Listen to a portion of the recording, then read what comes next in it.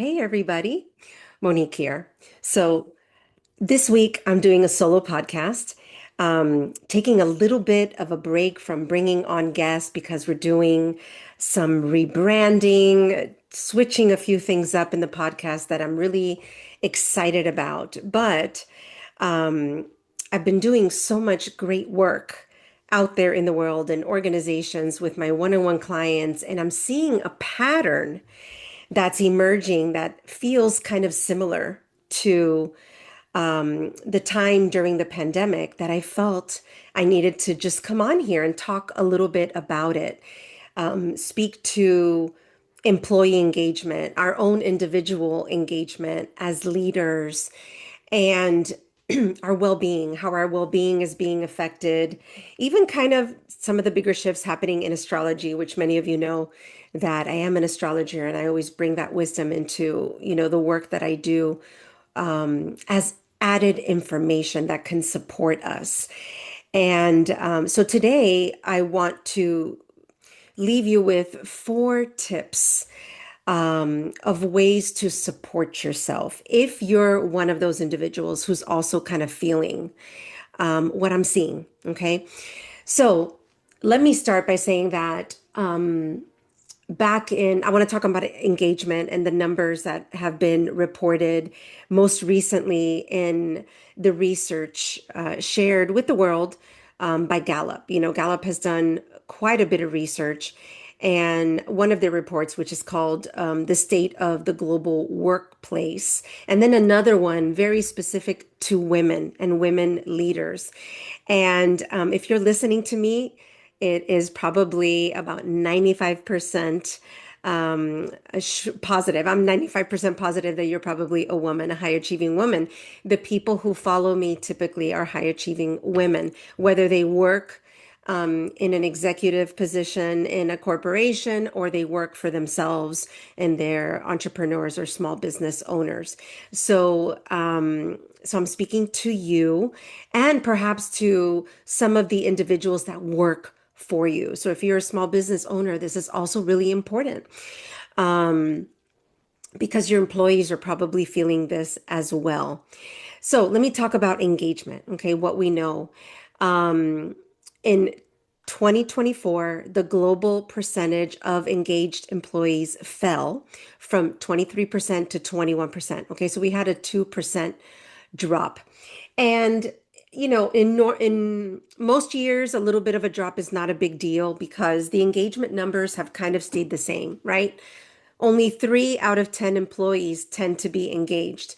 That's not a great number. I'm not happy about that number. I would love, in the world of work to see a massive shift in those engagement numbers, but that's what it's been for a very long time. But to see a 2 point percentage drop is not good. And we want to look at that, right? So engagement has only fallen twice in the past 12 years.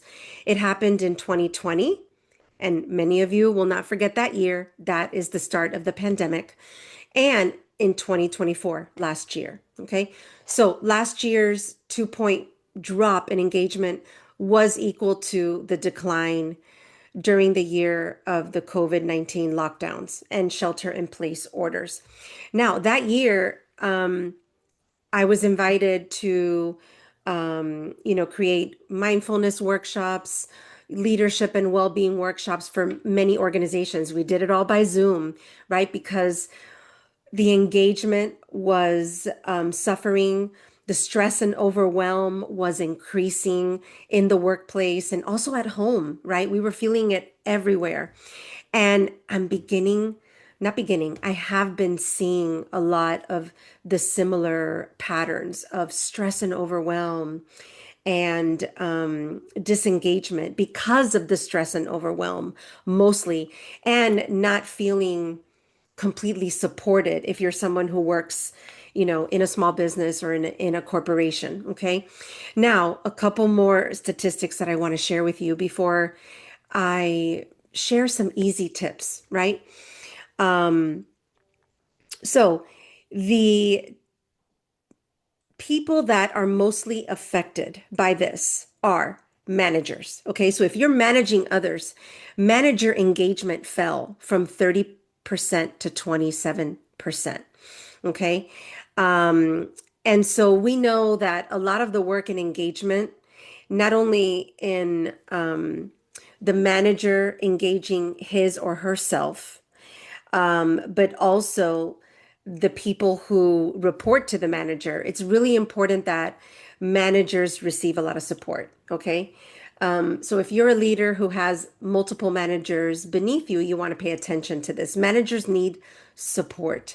Okay. Because when a manager is disengaged and experiencing a lot of the stress and overwhelm and low well being, it's going to affect the individuals that work for that manager. And what we know for sure is that engagement quickly declines when you have a manager whose engagement is not, at a good place. They feel it. And then they feel like they're not supported. And it creates this negative ripple effect. Okay. So we want to pay attention to the individuals who are managers and making sure that they are supported in some way and that they as well understand that they are experiencing disengagement. Okay, low morale, low motivation, low inspiration, and issues with their well-being. Okay, and there are many signs of that, many different things that we can look at, whether it's physical, how we're feeling physically in our bodies, if we're feeling more sick, if we are, having mindset issues, mental well-being, maybe emotional well-being, and there may be things that are happening in our lives, right? Right now, it just so happens that I am working with a handful of individuals who are dealing with a lot of stress at home because they have relatives who may be deported, and that's causing an increasing amount of stress for them. So these are just some examples of things that are happening out in the world that are not COVID related, but that are increasing the amount of stress and overwhelm that we are experiencing, and then further causing this disengagement and lack of well-being in the workplace, in our small businesses, in our personal lives. Okay, however, young workers under the age of 35 are also being heavily hit by this disengagement, okay? Especially if they're managers. Their engagement fell by 5 percentage points, and female manager engagement dropped by 7 points. Okay, so women and younger managers are really feeling this very tough. And older managers as well. Okay. So older managers also saw a 5% point decline in well being in the past year. And of course, female managers saw a 7% decline. Okay, so I just wanted to give you the numbers so that you can pay attention to your little world, right? Are you a manager? Are you a female? Are you under the age of 35?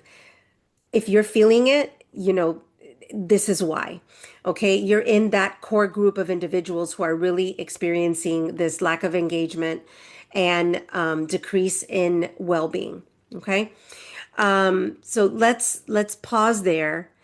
One of the reasons why women in particular are feeling this is because women typically are the ones that handle the majority of the workload when it comes to managing the home, managing their children, trying to, create balance in their lives. And also, increasingly, we're seeing that, again, the majority, not all. We know that there are men out there that also, are taking more and more responsibilities at home and with their children, and even with aging parents. Okay. But the numbers still show that women take most of the hit, they carry most of that responsibility.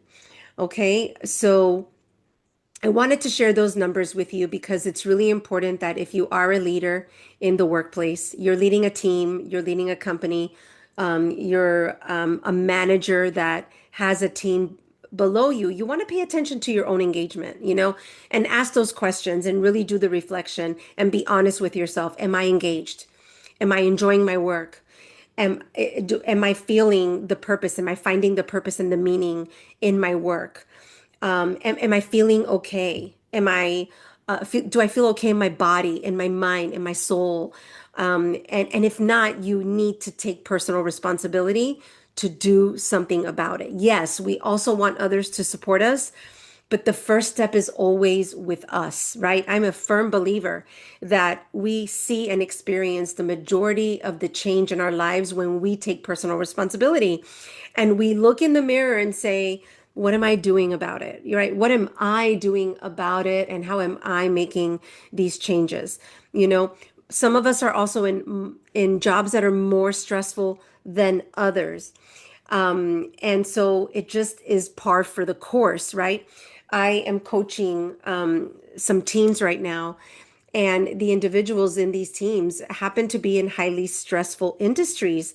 And so as a coach, I share with them, yes, there are ways that your employer, your manager can do a better job. And I'm going to speak to them about that, right? We're going to try to create a strengths-based organization that cares about the well-being of their employees. That's my mission. But I'm also going to look you in the eyes and say, how can you understand what is affecting you negatively? And how can you make some positive changes in your life? Okay. So I've been coaching a lot lately, and it's because of all of that time that I'm spending coaching these individuals, understanding the environment that they are in right now, what stressors are causing this overwhelm, lack of well-being, or decreased well-being, and in many cases, disengagement, right? And part of it is the understanding that you've chosen to work for, an organization where there's typically more stress, longer hours than other industries. You chose it because you love it. This is the career you want to grow, right? So let's work on that. Let's try to reconnect with that passion, okay? And then set that aside and look at ways that you can help yourself. So in working with some of these employees and some of these leaders as well, be it solo entrepreneurs like myself, who don't necessarily manage a team, but we manage ourselves and we have big goals for ourselves and our lives. And we want to be able to maintain those goals and achieve those goals.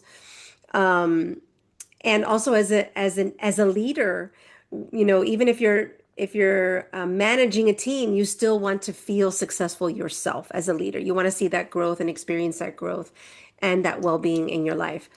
So I've been working with these individuals at these multiple levels, helping them to identify, where they're off. And the patterns that I'm seeing are are giving me the type of feedback that says to them, these are kind of the changes you want to look at making. Okay. So this is where the advice is that I'm sharing with all of you who are either feeling this yourself, and I want you to consider addressing these issues in your life and also trying to make some tweaks, right? I believe in small shifts. I don't believe in, moving mountains, because that just causes more unrealistic stress for ourselves and also for those around us. So today I want to address these four areas. The first is our nervous system. There's a lot happening in the world right now, politically, economically, and some of it is hitting us personally at home, with these deportations, and in other ways. And so what's being jolted is our nervous system. There are so many changes happening so fast where we feel that we are out of control, whether it's personal or not. How do I support the bigger world around me? How do I make a difference? How do I drop a pebble that's going to be impactful? the leaders that I work with, the individuals that I work with also happen to be very mission driven. They want to make an impact, right? So these types of things do affect our nervous system at very subtle levels. And when you start stacking all of the things that are happening outside of, our independent worlds, and then you add on all of the stressors of our independent worlds, that really attacks our nervous system. I also want to say astrologically, there's a lot happening and I'm feeling it personally. I look at my astrology. Obviously, I'm an astrologer. I know how to read my chart and I know what is affecting me. But sometimes we can't change what is affecting us from an astrological perspective. But again, we could identify how to support ourselves in a different way. What I was doing before maybe wasn't really supporting me. And so I need to start doing something different so that I can get back into this homeostasis or at least feel better, right? So for me, it's really hitting my sleep. I talk a lot about my sleep because those of you who have known me for a long time, that's really the one thing that I haven't been able to fully heal. I'm constantly making shifts. I'm constantly trying new things. But right now, because of my astrology, which specifically is Uranus moving into the sign of Gemini, Gemini is my rising sign, and it's also hitting one of my planets. So, Uranus affects our nervous system. It rules our nervous system. So it's harder for me to fall asleep. I have more thoughts, more, subtle anxiety. And maybe you're experiencing this as well. Okay. This is when a outer planet shifts into a new sign, we do feel it. Everybody feels it in some way, shape, or form. So how are you supporting your nervous system? What are you noticing? What are you feeling? Are you feeling anxiety? Are you feeling your heart racing more? Are you getting panic attacks? Are you unable to sleep well at night? Are you being more reactive in your expressions, in your communications, in your decision making, right? So pause to reflect on how it's affecting your nervous system and address it. Okay. So a lot of the individuals that I'm working with, a lot of their stress and overwhelm is really hitting their nervous system. And so they're not able to feel calm, to prioritize well, to finish what they're starting. And then that affects your confidence. It affects your ability to do well at work and achieve, right? So it becomes a ripple effect. So I want you to address your nervous system, right? And there are many ways that we can do that. Do you have a nighttime routine? Okay. Are you shutting off the lights in your home a little bit early? Are you maybe having a cup of tea at night with herbs that support you relaxing and sleeping? Are you taking magnesium throughout the day and at night as well? Right? These are some of the ways that I work with my clients, right? Because there's a lot of research regarding things that can support us to kind of calm us down, right? Mushrooms can also, looking at supplements or teas that have mushrooms in them, can also support the calming of our nervous system. Not having too much caffeine, right? Limiting your caffeine intake to the morning. Okay. So there are many ways that you can support your nervous system. And I want you to think of, and maybe even do the research yourself, right? If it's my sleep that's being affected, let me look at ways that I can support my sleep patterns and maybe supplements, or ways that I can begin to just slow things down, make sure I'm ending my work by a certain time, okay, and not working well into the night, not, revving up at night, but really slowing down at night. So, is there one thing you can do to support your nervous system, your sleep, your winding down routine? Okay. The second thing that I'm noticing is that when we are very stressed and overwhelmed, we are not creating sacred moments for ourselves. We're not prioritizing ourselves. We're just really rushing through the day, rushing through the night, just trying to check things off our list. We're working more than we normally do to pound it all in, okay, get it all in. And in many cases, we're not even finishing what we're starting, right? We're not being smart about the way that we're addressing all of the things that we're doing. But because of all of that stress and overwhelm and rushing, our lives don't feel so meaningful. They don't feel sacred. And and so when I say create sacred moments, many sacred moments, I want you to think of ways that you could bring more meaning into your life, work on things that are more purposeful, that excite you, that bring you joy. Okay. It doesn't necessarily have to be tied to your work. Okay. But if you happen to be in a work environment where you're noticing that you're disengaging, you're not tapping into that purpose that you've had, you're not feeling motivated or inspired, and outside of your life and in general, you just feel like there's a lack of meaning, I want you to address that. Okay.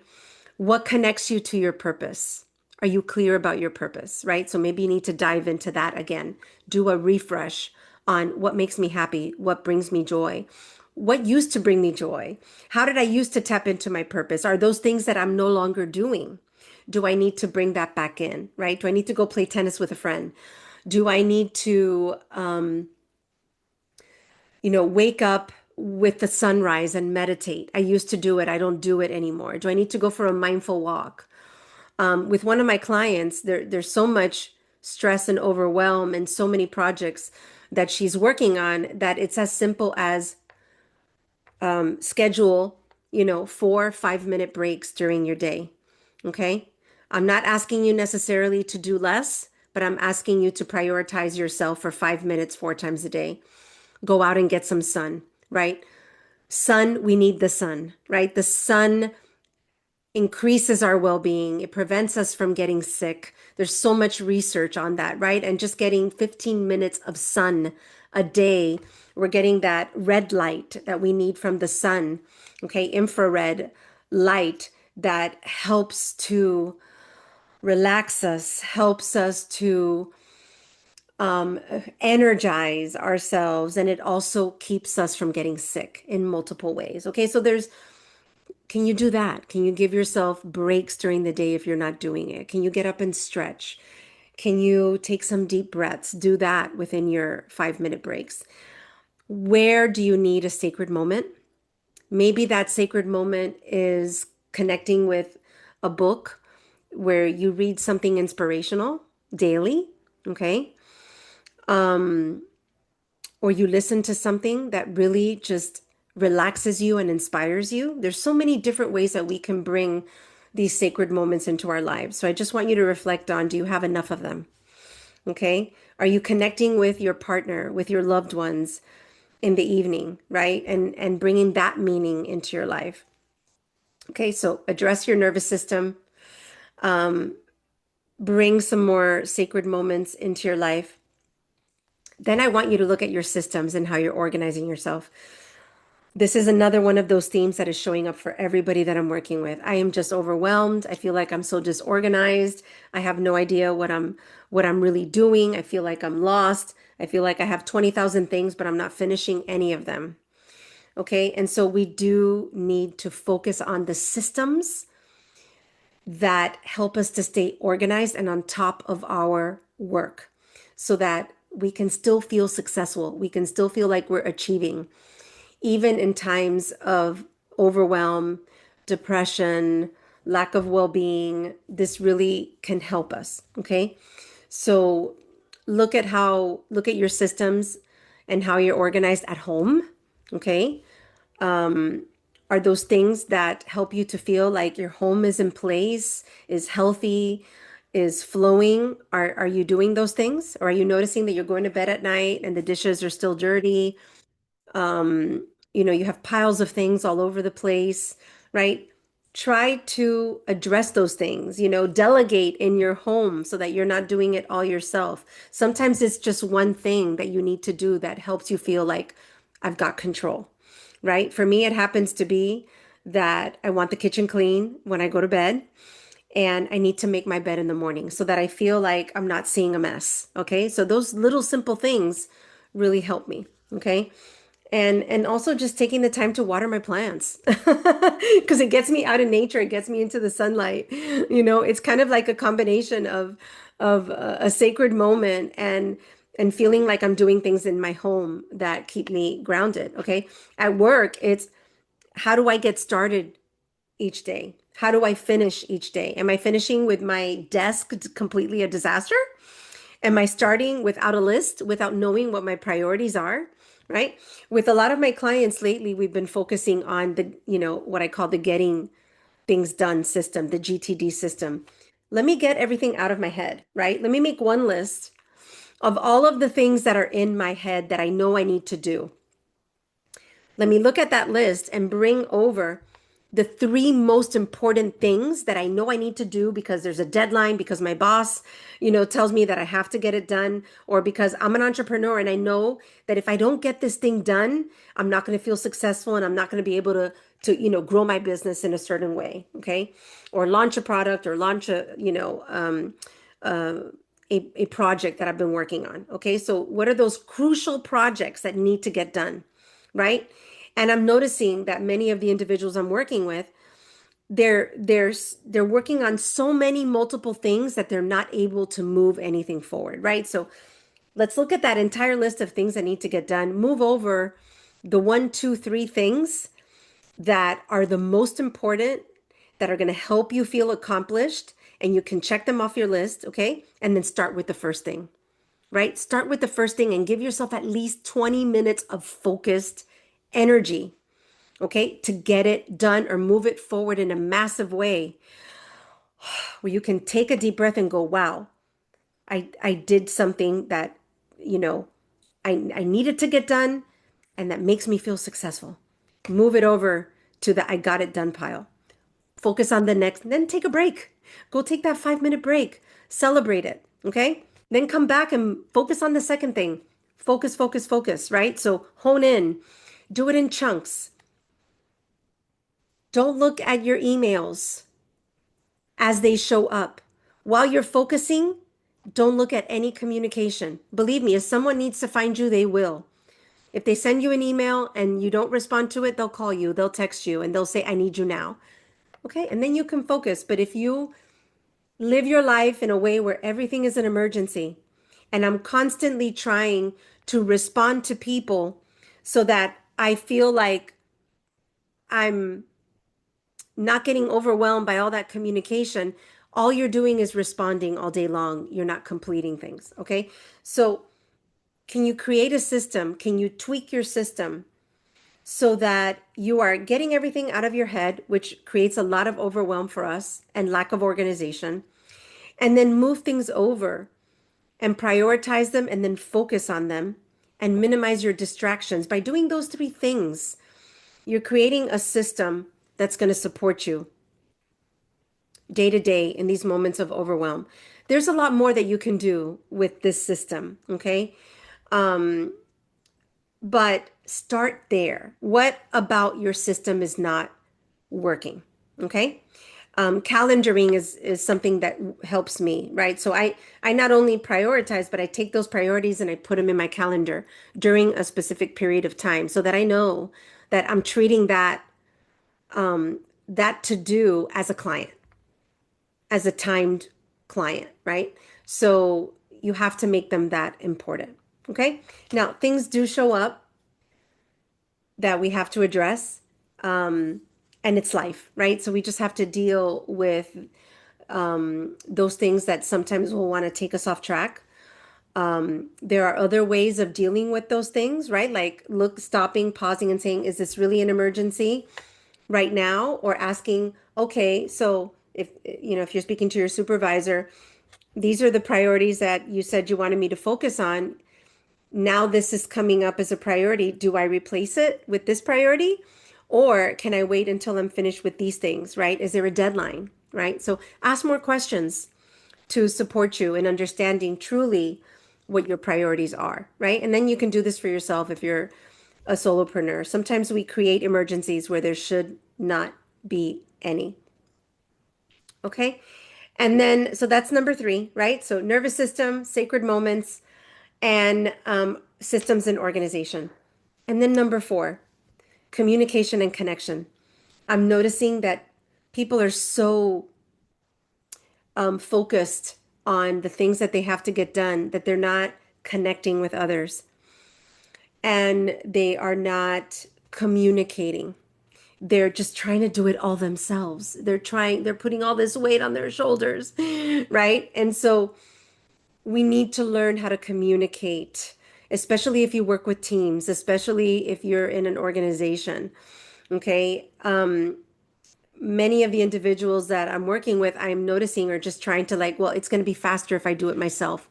Not necessarily, right? Especially if you're in a management or leadership position, you need to start learning how to train others, take the time to train them and train them well so that once you delegate, you don't have to worry about it anymore. Yes, you can do it.